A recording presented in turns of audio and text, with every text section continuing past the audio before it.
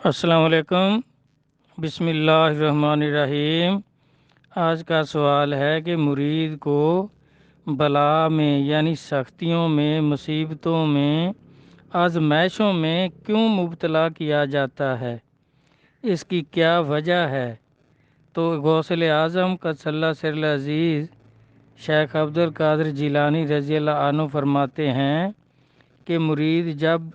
آزمائش میں مبتلا کیا جاتا ہے تو پہلے اپنے نفس کی خلاصی میں خود کوشش کرتا ہے، یعنی اس آزمائش میں کامیاب ہونے کے لیے خود کوشش کرتا ہے۔ جب اس کوشش سے رہائی نہیں پاتا تو اپنے غیر سے مدد مانگتا ہے، جیسے بادشاہوں سے، رشتہ داروں، افسروں اور دنیا دار مالداروں سے۔ اگر بیماری کی حالت ہے تو پھر حکیموں، ڈاکٹروں کے پاس جاتا ہے، اور جب ان سب کی مدد سے بھی رہائی نہیں ملتی، آزمائش ختم نہیں ہوتی یا بیماری ہے تو صحت نہیں ملتی، تو پھر اپنے رب کی طرف آہوزاری، حمد و ثنا اور دعا کرتا ہوا رجوع کرتا ہے۔ جب تک کہ مرید اپنے نفس یعنی اپنی جان میں طاقت، سکت اور حوصلہ رکھتا ہے، مخلوق سے مدد نہیں چاہتا، اور جب تک مخلوق سے مدد کی امید ہوتی ہے کہ کوئی بھی میرا رشتہ دار یا دوست میری مدد کرے گا اور یہ میری مشکل دور ہو جائے گی،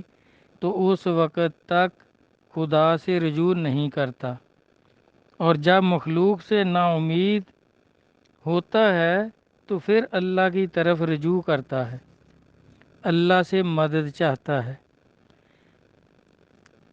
تب ہمیشہ کے لیے سوال، دعا، زاری، ثنا اور اظہار احتیاج کرتا ہوا خوف اور امید کے ساتھ خدا کے سامنے عاجزانہ گر پڑتا ہے۔ پھر اللہ تعالیٰ اس کو دعا سے بھی عاجز کرتا ہے اور اس کی دعا قبول نہیں فرماتا، یہاں تک کہ وہ تمام اسباب ظاہری سے نا امید ہو جاتا ہے کہ اب تو میرا یہ مسئلہ کسی کے بس کا نہیں، یہ حکیموں اور طبیبوں کے بس کی بھی بات نہیں،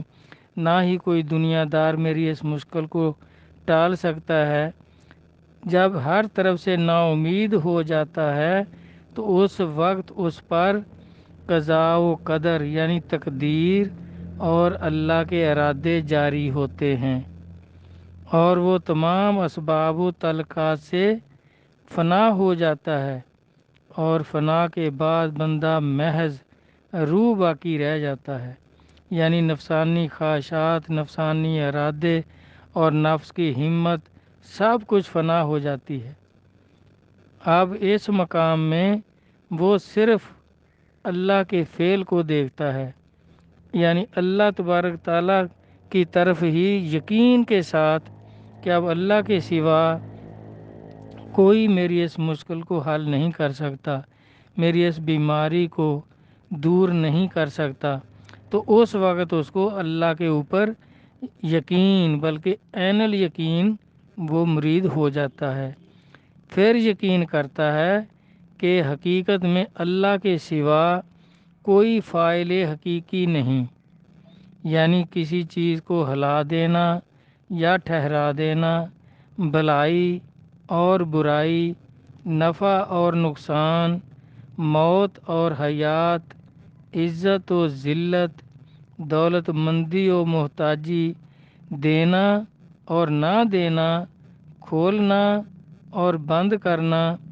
اللہ کے سوا کسی کے قبضہ میں نہیں۔ بس اس وقت صادق مرید مقام قضاء و قدر کے اندر جیسے دایا کے ہاتھ میں چھوٹا بچہ ہوتا ہے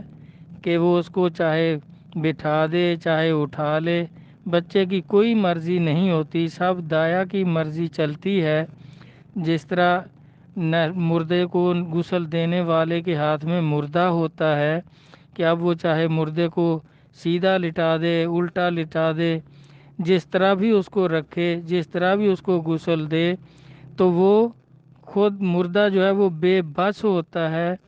وہ نہلانے والا جو ہے اب جس طرح اس کو رکھے، سختی کرے نرمی کرے، وہ خود بیچارے کا کوئی ارادہ یا کوئی اس کا فعل جو ہے وہ اس کے بس میں نہیں ہوتا، سب نہلانے والے کے اختیار میں ہوتا ہے کہ اس کو کس طرح رکھے کس طرح نہ رکھے۔ تو پھر مرید جو ہے اللہ تبارک تعالیٰ کی طرف مکمل رجوع کرتا ہے کہ پھر وہ اگر دیکھتا ہے تو اسی کی نظر قدرت سے، سنتا اور جانتا ہے تو اسی کے کلام اور علم کو، اسی کی نعمت سے نعمت یافتہ، اسی کے قرب سے نیک وقت، اسی کے قرب سے یعنی اللہ تبارک تعالیٰ کے قرب سے بزرگ، اور اللہ کے وعدے سے خوش اور آرام یافتہ ہوتا ہے۔ جب تک اس طرح نہیں ہوتا تو اس وقت تو وہ کبھی سمجھتا ہے کہ جادوگر یہ کر دیتے ہیں، فلاں کے پاس جاؤں گا وہ میرا اس طرح بھلا کر دے گا۔ تو اب وہ مخلوق سے ہر قسم کے فائدے اور نقصان کو سمجھ جاتا ہے کہ یہ مخلوق بیچاری کچھ نہیں کر سکتی، سب کچھ اللہ کی ذات کرتی ہے، پھر اسی سے سب کچھ چاہتا ہے۔ اب عین الیقین ہو جاتا ہے۔ یہ سب کچھ کس طرح ہوتا ہے کہ جب اللہ تبارک تعالیٰ اس کو بلا میں، تکلیفوں میں، آزمائش میں اس طرح آزماتے رہتے ہیں تو پھر وہ عین الیقین ہو جاتا ہے۔ اسی لیے یہ آزمائشیں آتی ہیں کہ بندے کو، مرید کو مخلوق سے اس کا تعلق توڑنے میں اس سے مدد ملتی ہے۔ اور آدمی جب تک ہر طرف سے مایوس نہیں ہوتا تو اللہ کی طرف عین الیقین ہو کر رجوع نہیں کرتا۔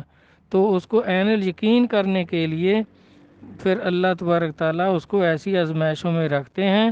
پھر جب ہر طرف سے مایوس ہو کر اللہ کی طرف رجوع کرتا ہے اور خالصتاً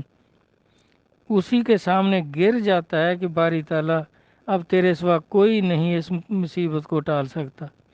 تو ہی تو ہے، نہیں تو پہلے تو وہ اپنے آپ اور پھر مخلوق اور اس طرح حکیموں طبیبوں سے مدد چاہتا رہتا ہے۔ جب ہر طرف سے مایوس ہو جاتا ہے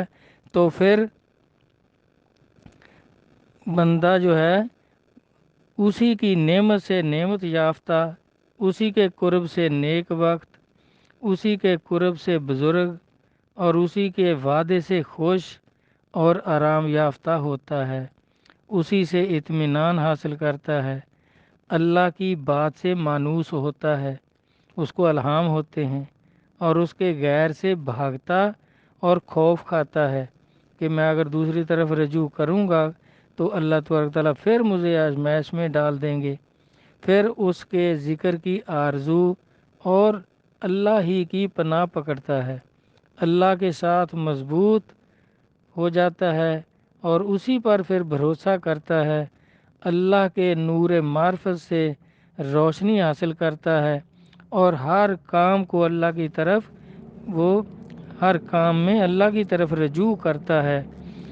اور اس کے نادر علوم اور قدرت کے بھیدوں پر آگاہ اور خبردار ہوتا ہے، اسی سے سنتا، یاد رکھتا، نعمتوں پر حمد و ثنا کرتا ہے، شکر بجا لاتا ہے، اور ہر وقت اللہ سے دعا کرتا ہے، اور یقین ہو جاتا ہے کہ اللہ کے سوا کوئی کچھ نہیں کر سکتا، کوئی نہ اس کا نقصان کر سکتا ہے نہ اس کا کوئی بھلا کر سکتا ہے، جو کرتے ہیں اللہ کی ذات کرتے ہیں۔ یہ سب کچھ کیسے نصیب ہوگا؟ یہ بلاؤں، مصیبتوں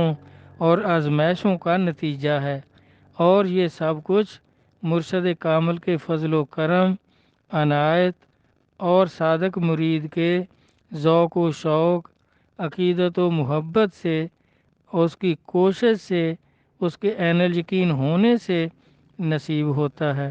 اللہ تبارک تعالیٰ سب کو اس طرح آزمائشوں سے کامیاب کریں اور اپنا قرب عطا کریں، آمین۔ اللہ حافظ۔